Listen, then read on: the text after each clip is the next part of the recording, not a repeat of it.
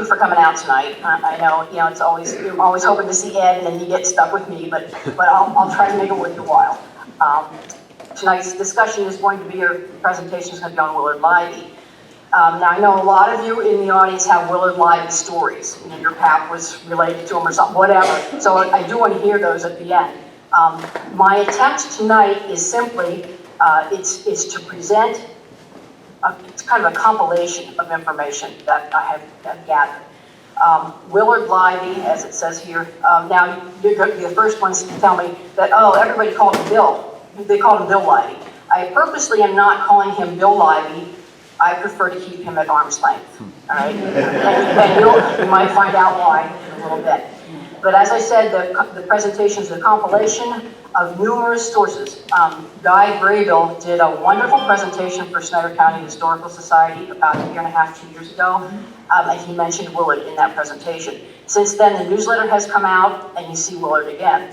That two years ago is what kind of inspired me when I sat there and listened to this Willard LEIBY. I thought, whoa, I think there's a little bit more to it than that. And so I decided to go after it that way, and after hearing Guy do his presentation. I want to thank up front those who have knowingly and unknowingly contributed to this presentation. The Juniata Historical Society, Northumberland Historical Society, Snyder County, and Esther they were huge helps to me, and Pat Campbell as well. Brad Lowe, and I doubt that you're in the audience tonight, Brad, but Brad Lowe wrote a phenomenal piece on LEIBY and was a major source of material. I did some interviews, I had conversations with Guy Graybill after his presentation. I phoned him, and he is a national treasure, if you're not aware of that, I'll tell you. But he's a national treasure. I talked with Rod Reese, I talked with Earl Ferry Jr. and Tony Shively to get some of the information and to provide some color to the LEIBY character. History tends to blur with the passing of time. Tales are lost, sanitized, destroyed by wrecking balls, deleted from websites, or simply forgotten. Willard LEIBY was no doubt a slot machine king with an expansive gambling and liquor empire. And as I researched his antics, I found him dabbling in Snyder, Juniata, Northumberland, Lycoming, and Montour counties. At the time of his operations, locals were curious, some were fearful. Certainly they kept a respectful distance, and in many cases they turned a blind eye. Guy Graybill noted that neighbors and part-time employees of LEIBY had nothing bad to say about him. Earl Ferry Sr.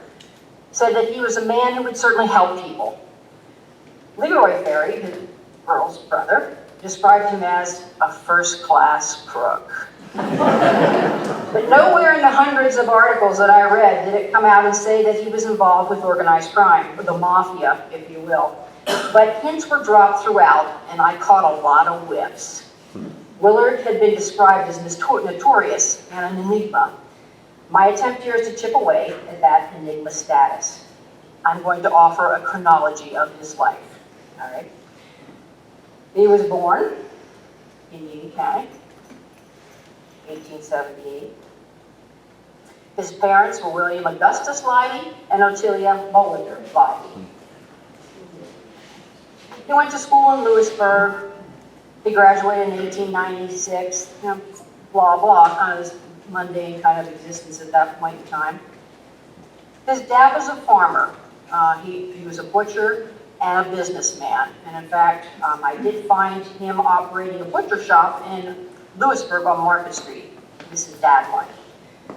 In 1893, and he maintained that for several years. Is that not moving forward? There we go. All right. There's a picture of the family. All right, it's a very attractive family as far as I'm concerned. His brother, Maynard, is his older brother. He's there right below his dad's shoulder, right off from his mother.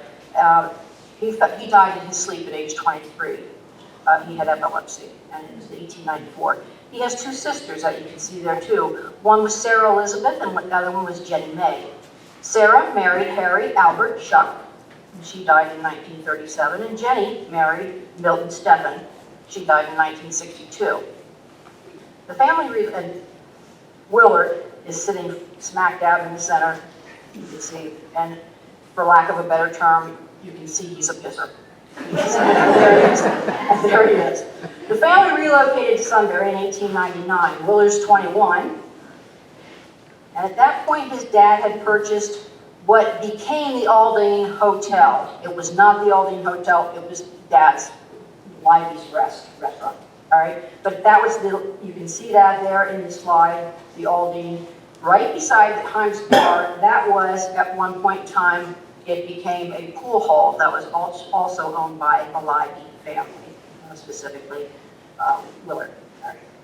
So we've got the restaurant there on 3rd and Arch, right near the railroad station.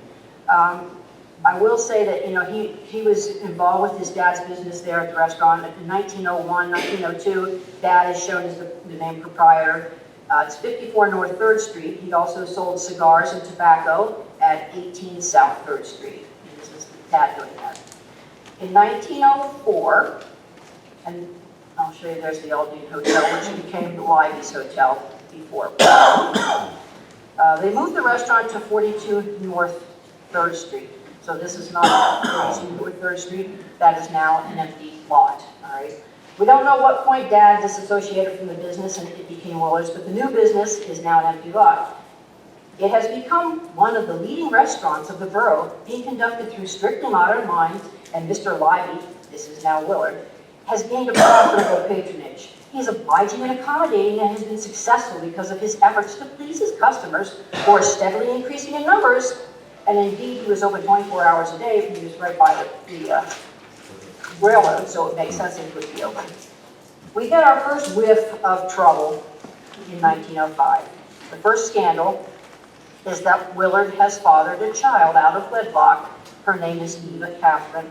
The mom is Mamie Loudenslager, and Willard does not marry Mamie. We'll get back to both of them eventually. 1909, we have Wilson Hall, John Harmon, and William Brickley, as well as Arthur Dennison, who was from Bloomsburg. They're kids, but they end up being arrested for trying to rob Leiby's restaurant, the back of the Leiby store. And in fact, they had stolen large quantities of tobacco and cigarettes from that restaurant. Now, why was Leiby being targeted? That's the question you have to ask. What do they know that we don't know yet? It's 1917 now, and Leiby has married Esther Pinnell of Snydertown, which is east of Sunbury. He went to Waynesboro in Franklin County, and I think they ran off and got married. The former pastor of the Zion Lutheran Church in Sunbury is one who had done the service. But why'd they go? Don't know. She was described as a beautiful, beautiful woman, right? They lived in the apartment above the restaurant, and records of business owners from early 1920 show them owning a restaurant at 42 North 3rd, a billiard hall at 34 North 3rd, and those were Dad's properties at one point in time, but now they're Willard's. Dad's still living with them, and it's 1922 that he dies. No doubt Esther was providing care for her father-in-law. The marriage ended in 1924, and the guardrails started coming off. Right? She went to Shamokin. Willard filed for divorce 7 years later, after the marriage ended, and he never remarried. Prohibition starts in 1920. In 1920, before that, bars and pool rooms, much like Willard had, were allowed to sell alcohol. But at that point in time, all that sales of alcohol moved to speakeasies. It was then illegal to sell alcohol. Remember, too, the slot machines were offering payouts, but they became illegal as well. They had nickel, dime, and quarter slots. And remember, though, he has been described as obliging and accommodating, successful in the restaurant business because he wants to please his customers and give them what they want. Maybe that's why he continued to sell liquor after Prohibition. In 1920, he's in his pool hall. He has the pool hall, as you recall. It fell under the scrutiny of Reverend Robert Ellsworth Johnson. There he is, the raiding parson. He'd been watching this for the spring. He'd been watching the pool hall during the spring and the summer, and he finally raided the cafe and the pool room in August. Officers discovered 6 barrels of gin, 160 cases of whiskey, 2 cases of wine. Leiby was not a moonshiner. I have to stress that right up front. He was a bootlegger. He was a rum runner. There was no money in making it. There was big money in selling it. Okay? So he's transporting it and selling. This is the Reverend. Okay? So who is this guy? He's a former pastor who left the ministry to enforce prohibition. He felt it was his calling to do this. He arrested LEIBY at gunpoint. His quote was, "When sinners refuse to hear the word of God, it's gratifying to know that we live in a country that enforces its laws that are founded on the teachings of God." Now, that might sound a little like Phyllis Slacker. I think it was more Phyllis than, but at any rate, he was firm in his conviction. LEIBY appeared before Judge Charles Whitmer in the U.S. District Court in Harrisburg. They had confiscated his booze. He was taken to the county prison. LEIBY claimed the booze that was there was for manufacturing purposes. Now, I'm not sure how you'd be manufacturing with that kind of amount of booze in your restaurant, what you would be making. Usually it was medicinal purposes. That's what everybody said. Remember Granny Clampett, when she'd get caught with the still, she'd always say she had rheumatiz and so on. So maybe, but it was not medicinal, it was manufacturing. He's charged with violating the Volstead Act, the Prohibition Law, and he pled guilty and he requested leniency. Sentenced to 2 months in the Nori jail, and he paid $1,000. Tom Snyder, longtime LEIBY employee, was fined $10 for selling liquor illegally. Now, Snyder's, you know that name in Sunbury, you know they had the squeeze-in. The squeeze-in started up right around 1930. I can't help but wonder if the squeeze-in, the Snyders involved there, knew some more about LEIBY, all right, and libation as well. Judge Whitmer said he had known LEIBY for a long time, and it was unfortunate that he must sit in judgment of his neighbors. His duty is to pass a heavy sentence. Heavy. 2 months. 2 months. Is Judge Whitmer one of the judges we're going to hear about later? I'm foreshadowing. We might hear about it. After the raid and the conviction, we find that the raiding pastor has died. All right? He died of a heart attack in 1921. They said it was due to overwork. They had worked that poor man to death. All right? So keep in mind in the summer of 1921 that we have high-grade whiskey that's being confiscated and being resold by the government. All right? They're selling it for $2 a gallon. And they're selling it to places like the Shamokin State Hospital, to the Laurelton Center. Dr. Mary Wolfe is purchasing that to help grease the wheels politically for the Laureltons, and that's a whole other. Eventually, I'll get to that story on Mary Wolfe. But you know, they're using the government's using it for their own purposes, $2 a gallon. But if they're not buying it and reselling it for $2 a gallon, the black market, it's going to bring anywhere from $12 to $36 a gallon, which is the same as saying, in today's money, $600 a gallon. All right, there's money there. All right. Undeterred after his arrest, LEIBY stayed in business. In fact, he moved on to expand his slots in 1923. The slots were becoming the rage when Willard was born, the one-armed bandits. All right.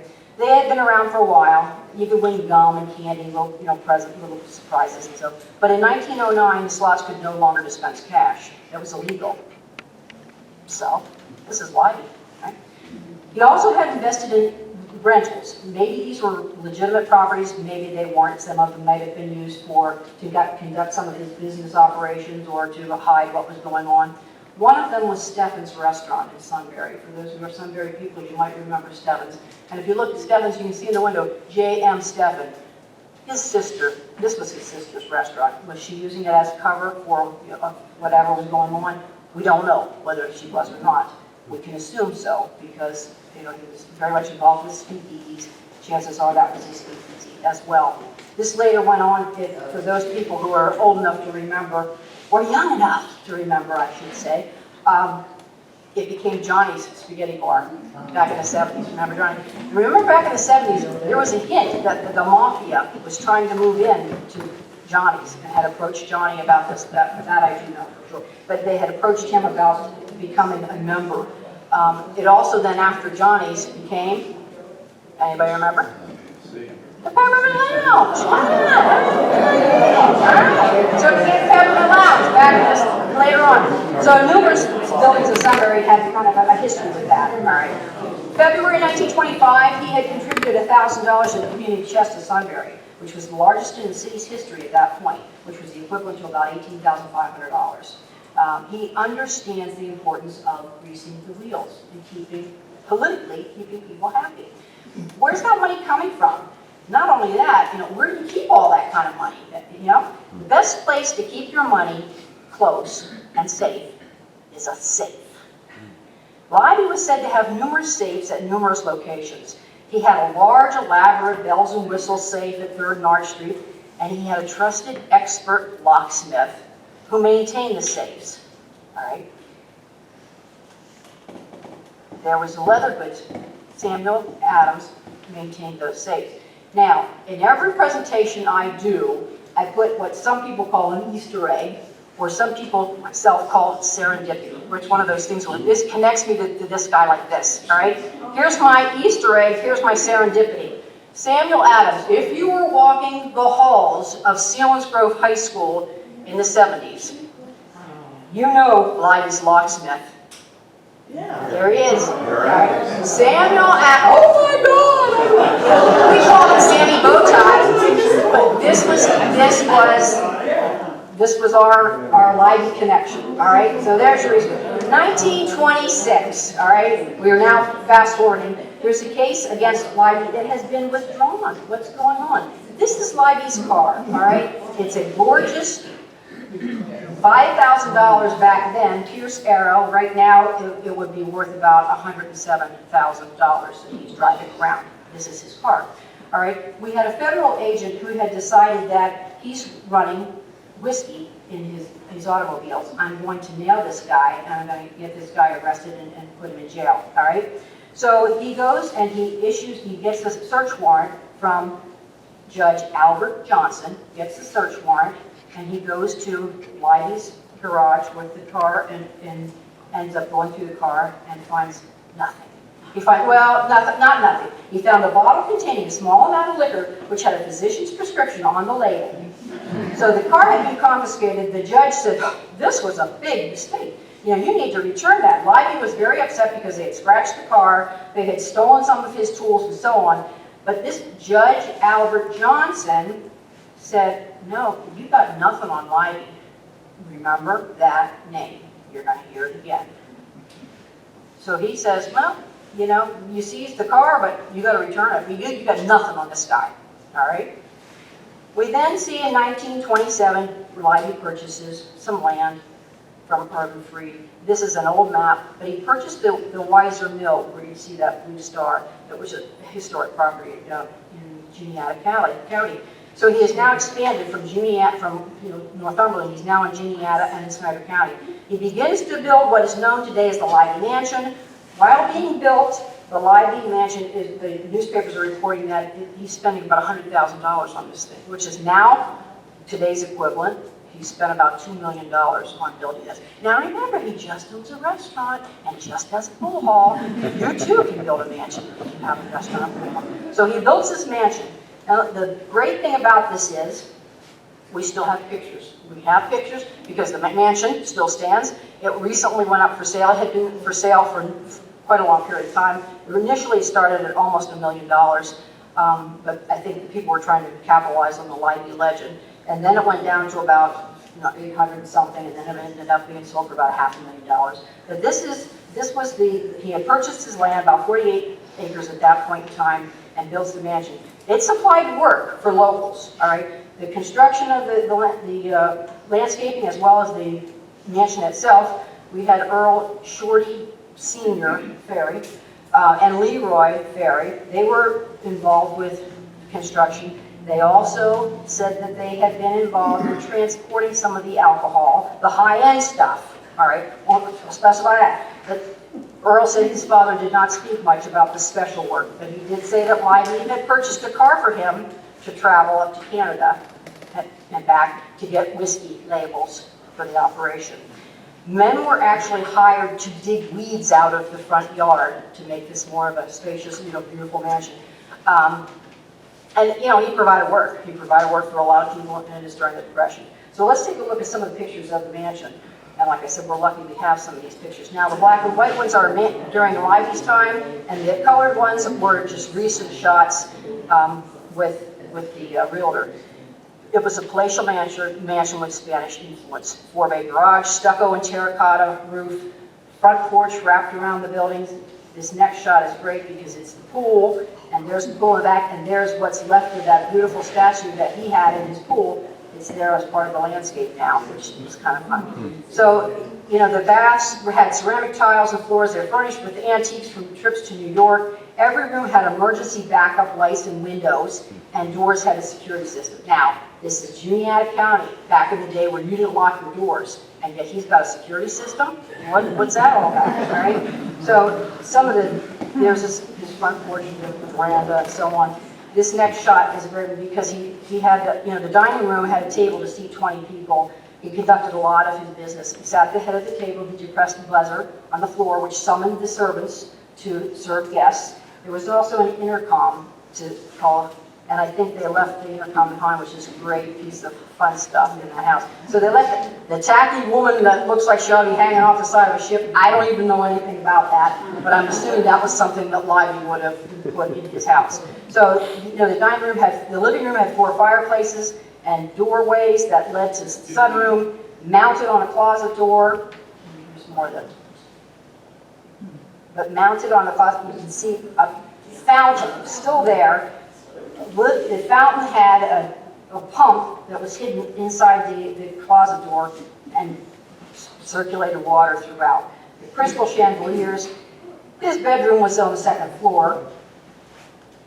And you can see in the basement there's some of those whiskey barrels and so on. His was on the 2nd floor. There was a walk-in closet, there was a fireplace, a full-size mirror, private bathroom.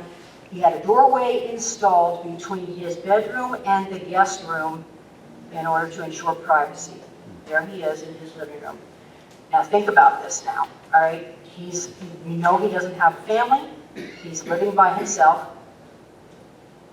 There are 7 bedrooms in his house. Okay. He had secret hiding places. I'm working my way. Secret hiding places and a secret room in the basement. The basement had pool tables, slots, as well as quotes. Like I said, we're lucky the mansion still stands. But you know what? What went on in that house? You know? All right, Brad Lowe said, yes, he was a small business owner. He just had that restaurant and had that pool hall, but he threw Gatsby-esque parties. We had limousines, we had women, and the best liquor money could buy at that mansion on the weekends. Now, where's that money coming from? So we had lavish party for his friends and business associates. People came dressed to the nines. Men were in tuxedos. The women were in elaborate gowns. Interestingly, many of the men came armed. Okay? What are you doing with a gun at a party? Whiskey, live music, poker games, slots. Were these just locals? Or was he entertaining out-of-towners from New York and Chicago and Philly? There were several local judges who were routine guests at the mansion during these parties. Are we getting that whiff of organized crime yet? Right? One local who was also a staff member said of the guests that you wouldn't want to cross them. And the staff and the entourage would come from Sunbury to work the parties because they were trusted not to leak information. We had Elizabeth Betty Culp-Bauer and her mom, Odessa Culp-Seed. Betty was housekeeper, and she was entrusted with all the combinations to 7 of his safes. Now this is where the story takes a dark turn, or maybe I'll say darker turn. Willard had an eye for women, and they were attracted to him. I mean, just look at the picture, God. You're all over that. All right? Now, he was described as debonair. It was the lure of money. This was during the Depression. Limousines, women, the best liquor money could buy. Was that money also buying women? And even sadder, girls. Guy Graybill tells of parents in the area who approved of their daughters attending these parties. It was the Depression. He would drive up to the house, he would offer the parents money to have the daughter come to the party. All right? These people were so poor, they were willing to sell their daughters to this man. Okay, and I almost feel like crying for these poor little girls. It's that whole Reba McEntire fancies. She can make it sound good. It doesn't sound good tonight, all right? We had daughters who were so desperate to get out of this poverty. Nothing. It was the whole pretty woman thing. Oh, I'm going to be Julia Roberts, and I'm going to meet Richard Gere here at this party. He's going to take me away from all this. And that didn't happen. These girls had no opportunity. In Snyder and Juniata County, you couldn't get an education, you couldn't get a job. And so they thought maybe for one night, this would be an escape. Or maybe they thought for the rest of their lives, this would be an escape. But at any rate, we had the parties and we had the girls and we had the women who were being bought and paid for to attend the parties and to probably remain in those 7 bedrooms. He talks of one judge's, he said it much classier than I will. There was one judge who was willing to pay extra for virgins. You know, if that doesn't make you cry, I don't know what will. LEIBY provided those girls for those judges. All right. He also provided girls for the CCC camps. So when we think about those, he was supplying girls for there as well. The judges knew about it and were involved with it. So LEIBY had his own little Epstein Island, and there was no such thing as a Me Too movement at that point in time. So at this point we have LEIBY heavily involved with gambling, slots, illegal transport and sale of liquor, and to put it very bluntly, sex trafficking. But to be successful in crime, organized crime or otherwise, you need help. He had it in the form of Lieutenant Paul Brian Lennick. Interestingly, that they were using lieutenant, they were using military references. So you wonder what LEIBY's rank was at that point in time. But Paul was born in January 1897. He was the son of Jefferson and Agnes Moyer Lennick in Snyder County. He married in 1916 Anna Harold of Port Trevorton. He had worked on the railroad and was supposedly repairing slot machines, but he started drinking pretty heavily and working with LEIBY and ended up divorced. He himself had a checkered past. In 1924, he was working with LEIBY. He had been speeding through Northumberland and had struck and killed a father of 6, dragging him 80 feet. Charges were filed, but mysteriously dropped because the widow was willing to take a $1,500 buyout paid by LEIBY. Life was sweet for LEIBY. He had a growing empire in several counties, but we have some things popping up that might not be so. Start to put some things on our radar a little bit. We had Major Lynn Adams, who was the state police superintendent. He outed them as being responsible for gambling machines in Snyder and Northumberland County. So in March of 1929, police seized 150 slot machines worth about $10,000 and accused LEIBY and Lennick of this. They had a $1,000 bail each. LEIBY paid both of the bails. He was also charged with bribery. All right, it was a setup. Sergeant Albert Dahlstrom and Corporal Albert Davis, they were state police, they took a bribe at the direction of their superior, Captain Paul Stout. So LEIBY bribes them, that's Freudian. He bribes them with $500. The money was given to them at a party at the mansion. So the cops were in on this too, you know, the cops were in. So they were approached and offered $500 to lay off the slots. They filed charges against LEIBY in Northumberland and Juniata County, since that's where the mansion was. The slot machines were quickly disposed of by the police. The inmates at the county jail in Sunbury destroyed them, and they got $10 for the junk, for the junked up slot machines. But let's get back to the trial. All right. The grand jury convened in Mifflintown in April. He had retained former Judge Herbert Cummings and his partner, Samuel Dugan. Sergeant Dahlstrom, who was the party goer, had been transferred out of Sunbury after bringing charge of it. He disappeared. Said he was planted for purposes of getting something on LEIBY. The people in Sunbury are watching what's going on in Juniata County, and they're betting on whether or not LEIBY's going to get off. All right. They brought in the testimony, and all of a sudden, it wasn't a $500 bribe; it was a $40 bribe. So the grand jury is losing interest fast in this there in Juniata County. And word to the wise, you don't bet against LEIBY. Right. The grand jury in Mifflintown in April dismissed the charges before the defense could even present a case. The conditions are peculiar in Juniata County, the newspaper says. State police aren't held in high public favor. There was a cost to the county. The residents didn't want to pay the court fees. People feel that police should be running down criminals, not setting people up for crimes. In other words, this doesn't interest us. Let's move on. Bribery charges were dropped in Juniata, but remember, we still have Sunbury, so maybe that would be different. They went on trial in Juniata. They don't want indict him. We then have Sunbury trial coming up. Same thing happens all over again. It falls flat. In fact, the captain who actually had set this up, he actually ended up having to pay the charges for the court costs. So that didn't work out so well. All right, now let's move on to election interference. If you can't get them on that, we'll get them on something else. Now, LEIBY was very actively involved in politics. Local Port Trevor people report that he would provide transportation for people to get to the polls. He even offered incentives if you vote a certain way. Remember, it was important to keep your friends close and in office. So we're going to turn the time back to 1921. The question isn't then whether you're Republican or Democrat, it's whether you're wet versus dry. Miles Potter, who's pictured there, is accused of offering a beer license, offering beer licenses during the campaign. Near beer was legal, but regular beer was not. Right? Potter was also accused of using a $3,000 slush fund from the Brewers Association. So he took $3,000 for his campaign from the Brewers Association, which was run by Willard LEIBY. Okay, so he's already taking money.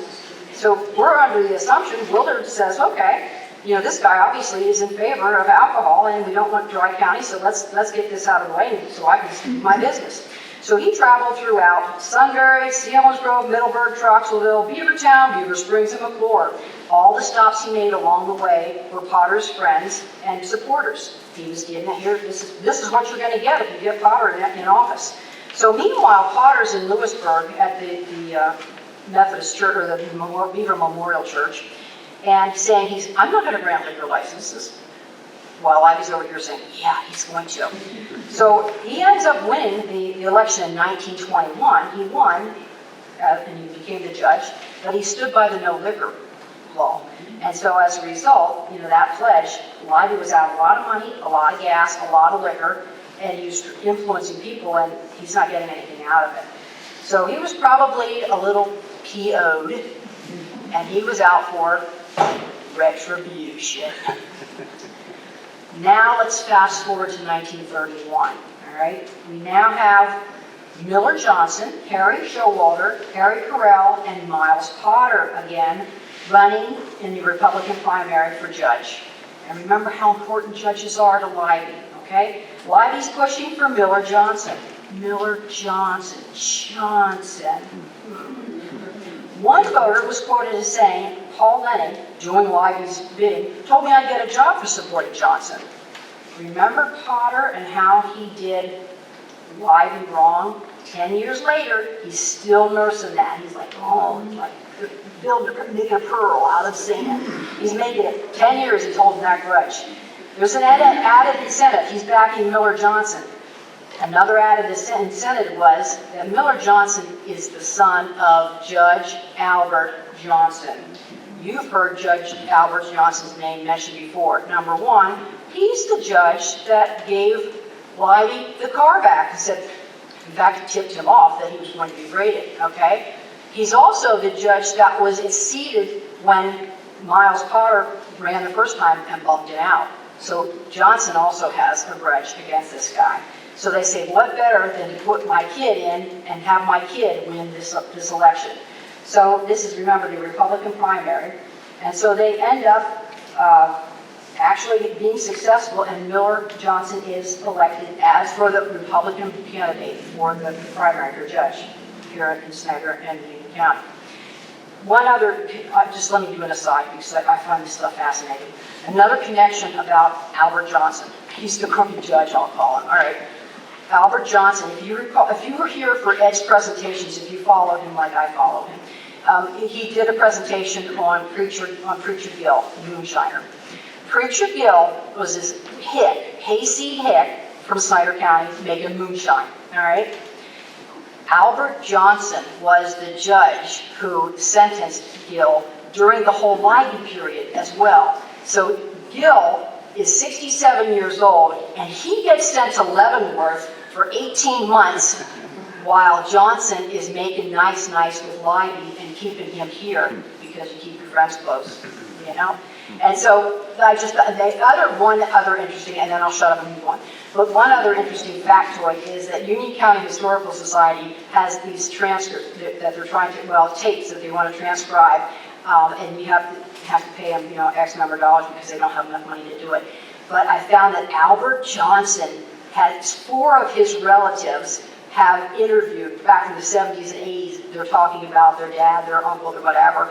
I'm going to pay that $50 right out of my pocket so I can hear what they're saying about Albert Johnson. And then I'm going to go after him. And I'll be here 3 years from now, and I'm going to be doing something with Albert Johnson. But anyhow, all right. So back to 1931 and the election. It was described as a money-soaked primary won by Miller Johnson. And indeed, when you look at the accounts, we had Harry Carell, he spent $1,900. Miles Potter spent like $2,000. Miller Johnson spent $4,500. Where'd that come from? You know where it came from. There were reports of him buying votes in church, right? So charges are filed by Harry Carell, and he said, you know what, this is crooked. Let's get this out there. There's an investigation that needs to be done. So they did a hearing. They had all the, you know, the candidates were there, and were interviewed, you know, trying to find out what was going on. They had the editors of the Middleburg paper and of the Selinsgrove Times were there, and then after the hearing, the notes were spread out for transparency. Here's what we talked about. You can, you know, you can write your articles based on that.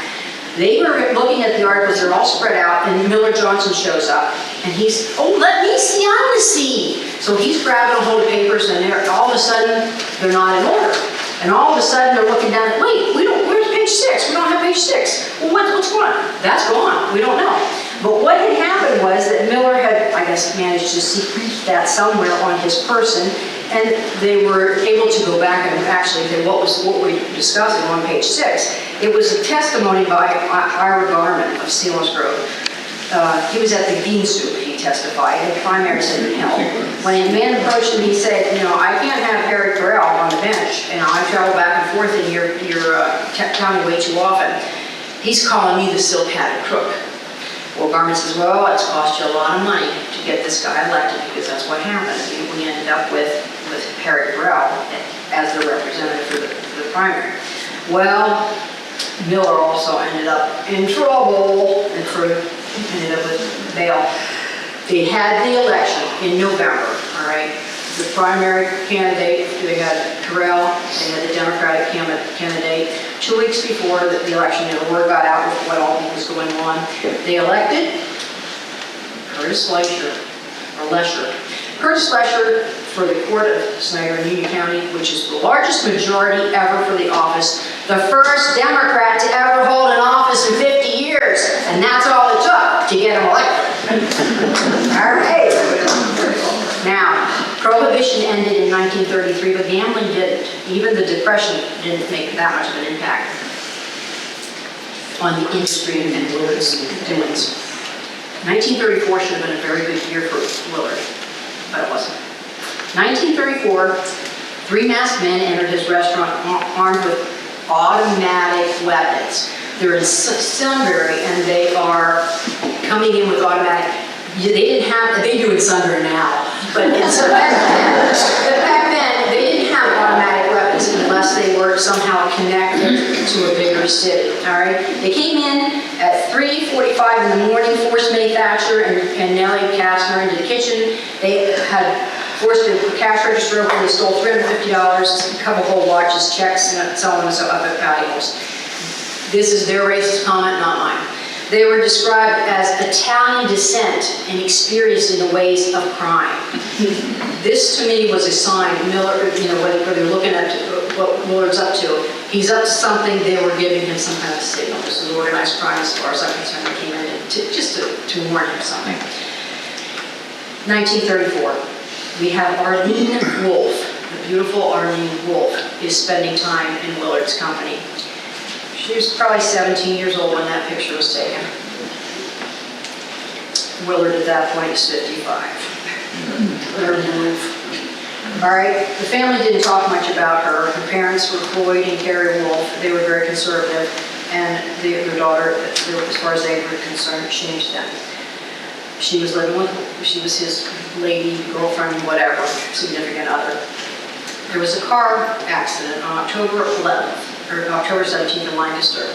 They were returning from Philadelphia. They were traveling with two other couples, Mr. and Mrs. Clyde Royer, whose husband worked at the LEIBY farm, Mr. and Mrs. Lester Benner of Elizabethville, and they were formerly of Sunbury.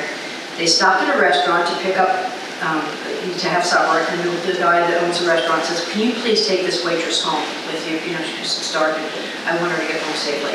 Her name was Anna Mary Henry, and they were simply just supposed to drop her off on the way home through Lancaster.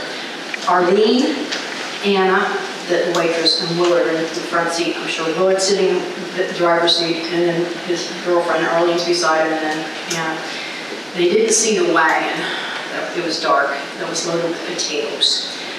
They also, there was the Lapp family. It was an Amish Mennonite family, and they were on the road. And they had two lanterns. One kid was 8 years old. He had a lantern on this side, and the other one was 11 years old. He had a lantern on this side, and there was another one sitting up front with Dad. And he plowed into the back of the buggy, or the farm wagon, all right? LEIBY was unharmed because you can't kill the devil. That's my saying. You can't kill the devil. Teflon Don, the whole bit.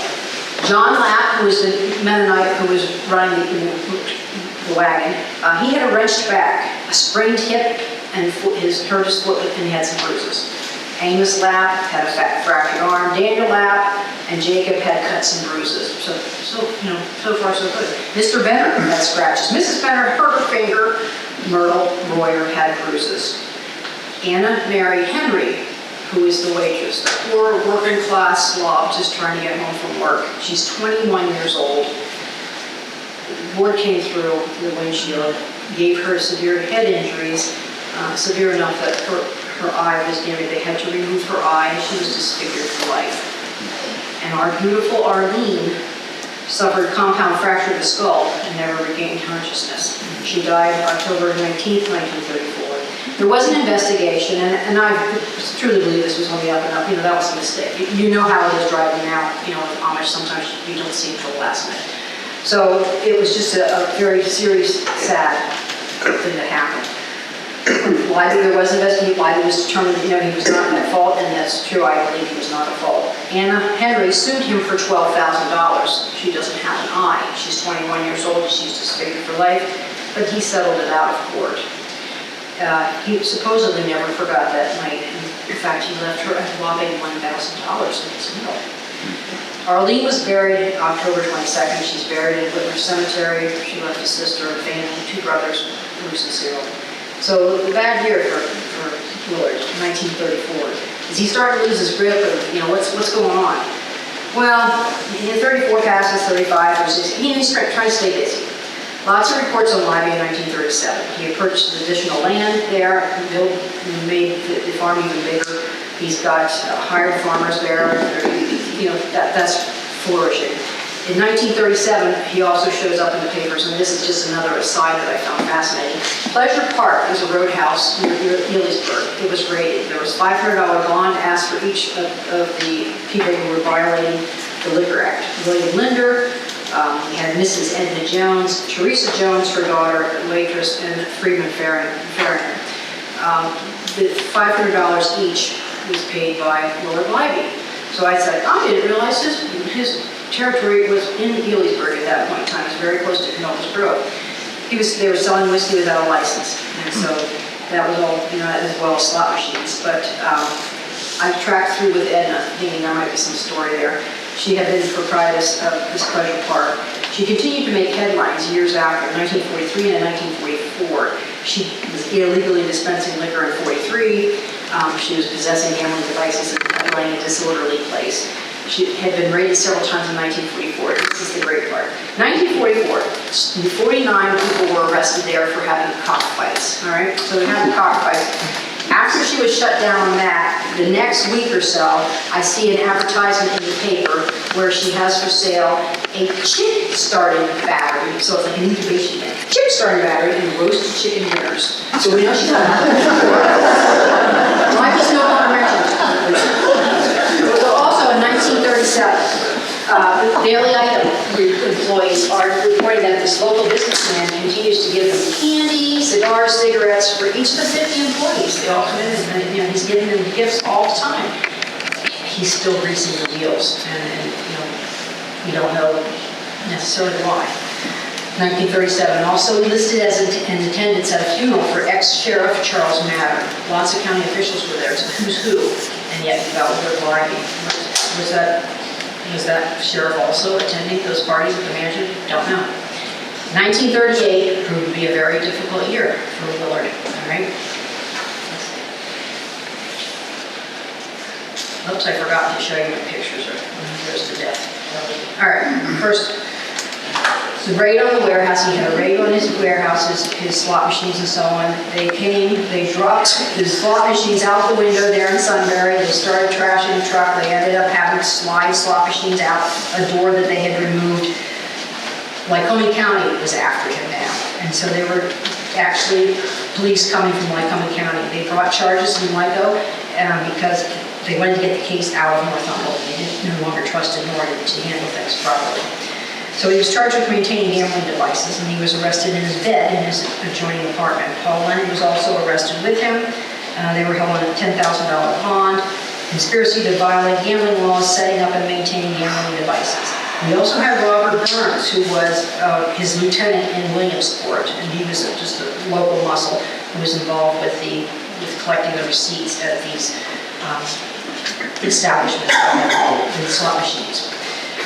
Willard makes his bail, and he then is charged 4 days later with trying to bribe a Williamsport Veterans Club official. Right?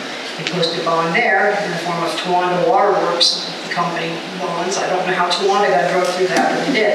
And in March 14th, they end up with the hearing. And so they had arrested LEIBY, they had arrested Burns, and they had arrested Lang. Could you speak up a little? Oh, sorry, I'm getting away from my mic on back. Are you okay? All right. We then have Rufus Mitchell, Muncie VFW. We have Edward Smith with Muncie Valley VFW. We have Clarence Kemp with the VFW in Williamsport, Charles Halls with the Servicemen's Clubs in South Williamsport, and Howard Jones, Williamsport Radio Club. Apparently, he has been offering bribes to have his slot machines put in those establishments in Williamsport. He had offered, the first one was Mitchell, and he offered him $1,000 if he would use his influence to reinstall lighting devices in the club rooms. He had $200 note that he was holding he was holding on Mitchell, and he was using that to kind of bribe him.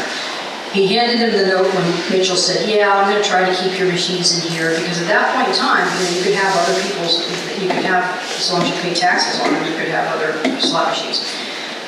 Mitchell said, and this blew my radar.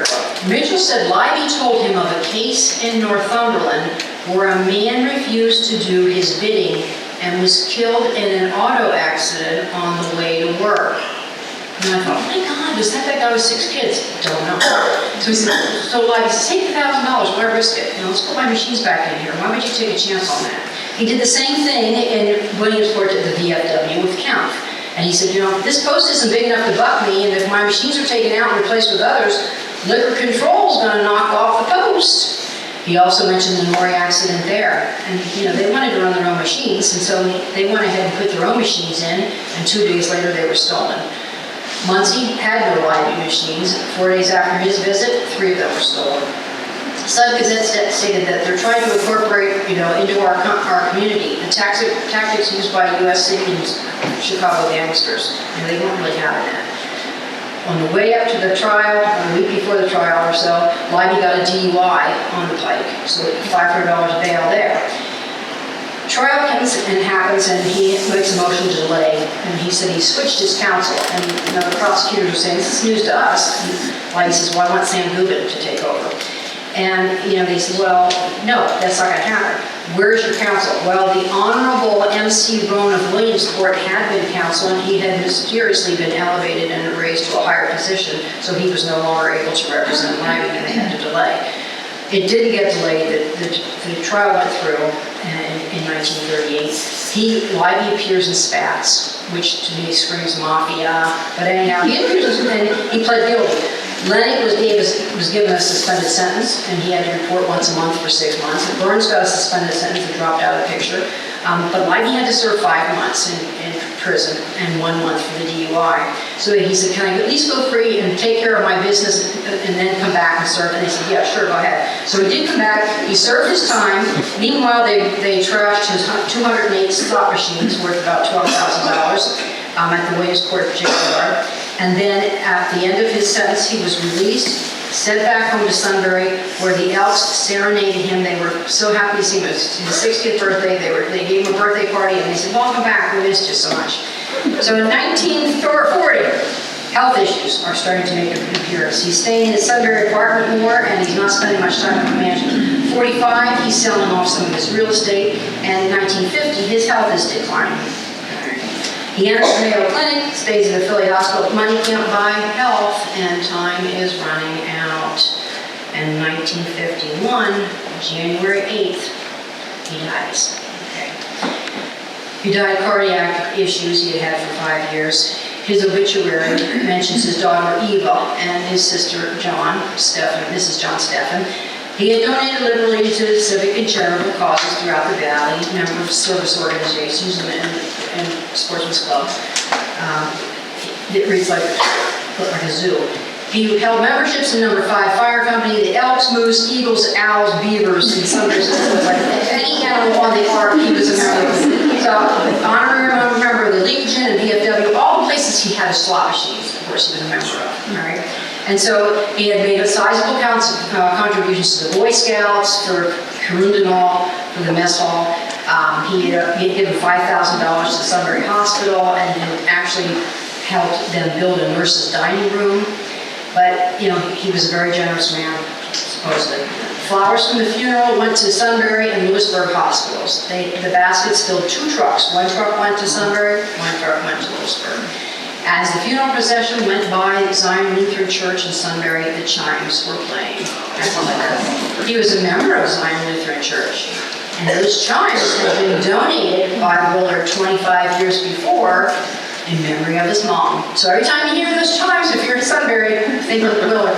He's buried in Lewisburg Cemetery, which I think is amazing. It's such an unassuming tombstone. I don't understand that, knowing this man, I really do. He ruled his empire with an iron fist, but he was incredibly charitable. He always had a coin for the kids. One elder neighbor of Earl's related that a friend of his lost his entire paycheck to the slot machines and went to Bill. He was very distraught. Bill gave him back the money and said, don't play the machines again. Did he have a soft spot, or was he redeemable? By February of 1951, papers were publishing his will. The will was drafted in 1948. Paul Lenny and Jenny Stephan are co-executors. I'll give you today's figures. All right. After the death, his estate was valued at $7.7 million. All right. His mansion, $386,000. The remainder of the real estate sold was $1.3 million. He had 969 shares of stock in 13 banks. He had $228,000 in cash in 2 safes. One was in the bathroom of his apartment. Vending machines weren't included in the appraisal. So the slot machines, those had been sold to Paul in 1949 for $1. I'm running out of time. Paul received a restaurant, garage, and warehouse. He also got a gold watch, Elks Charms. He got Keystone Machine Works on 7th Street and a house there, double house in Helmets Wharf, as well as a garage and lot across the house.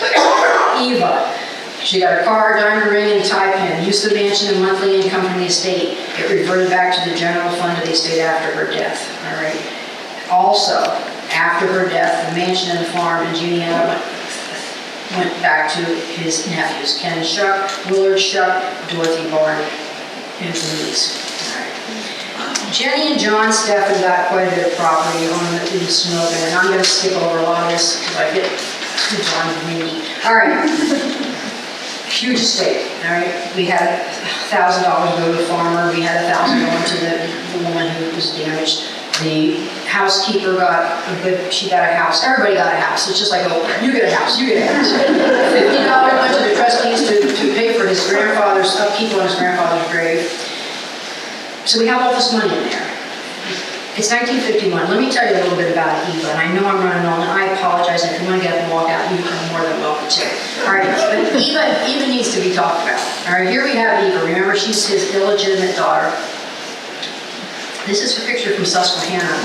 She graduated from Susquehanna. We would think he paid for her education, 2-year education in business from Susquehanna, right?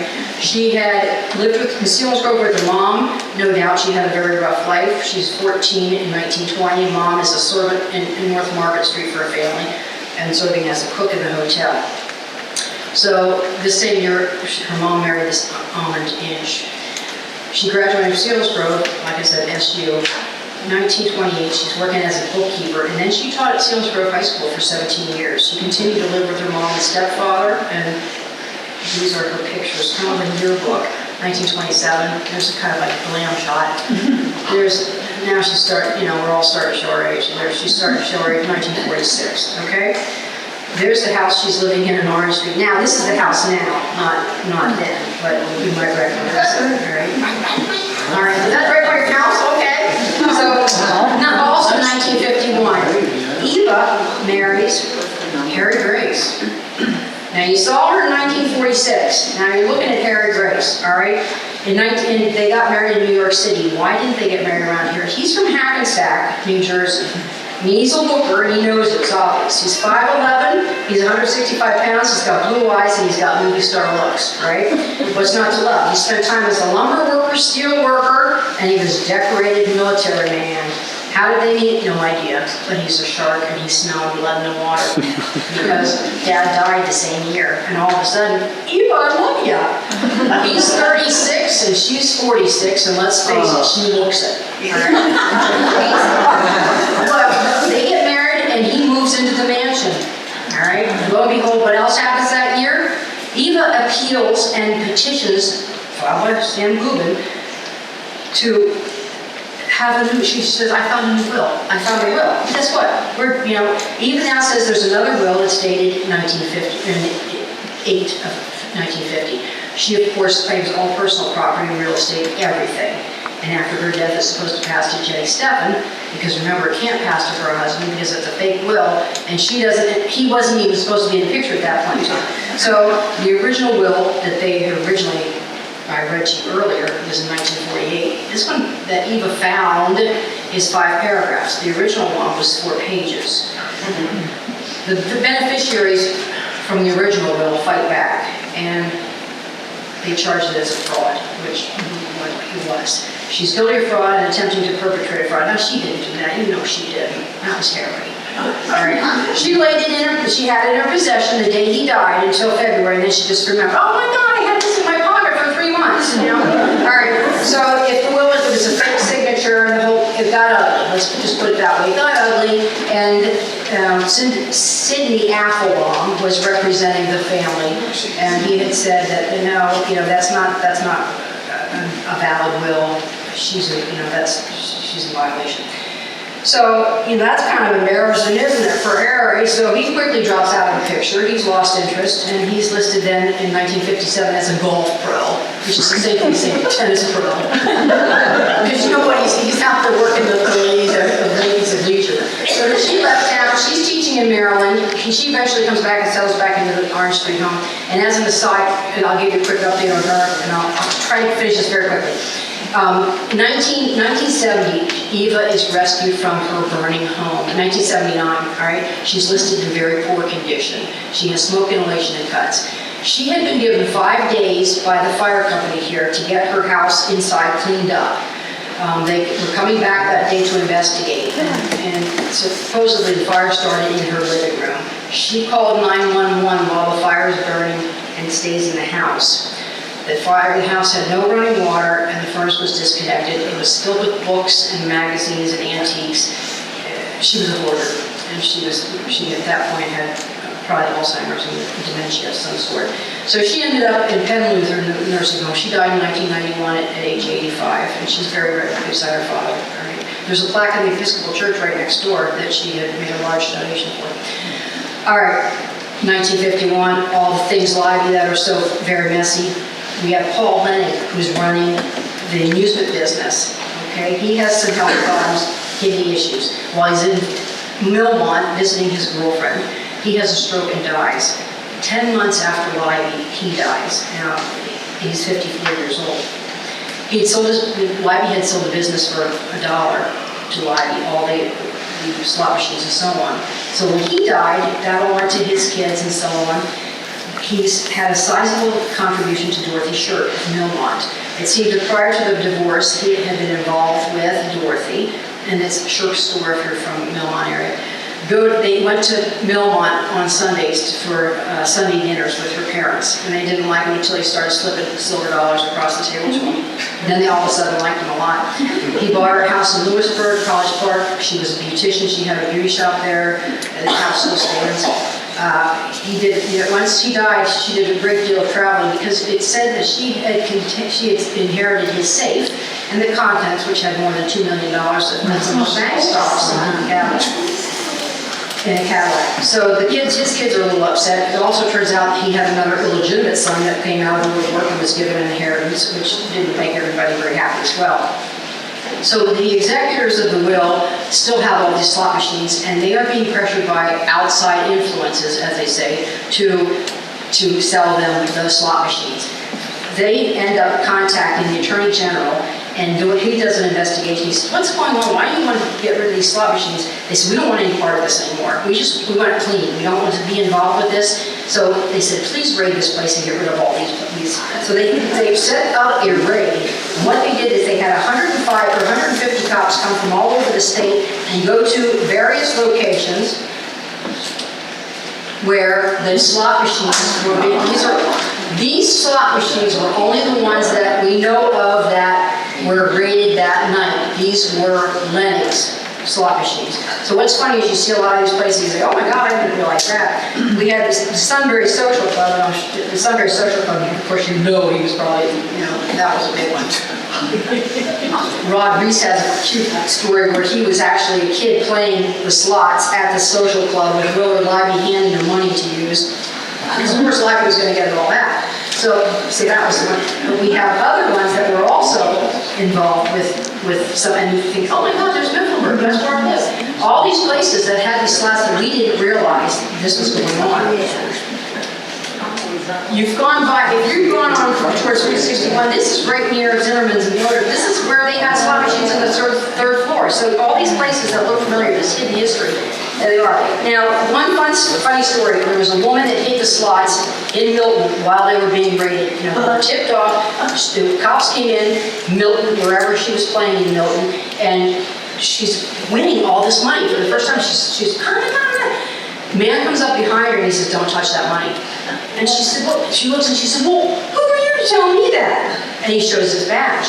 And she says, "How do I know you didn't get that for Christmas?" she didn't get to keep her money, which is kind of a sad situation. But those were in no way a comprehensive list. What those were the ones that were allowed to be taken. There were other ones. Cops had tipped off, some of the cops, especially in Shamokin and Mount Carmel, and those cops had made sure that those slot machines were out and undercover or whatever, so that they would not be raided too. So there was a system of, I guess I'll say, organized crime that was going on.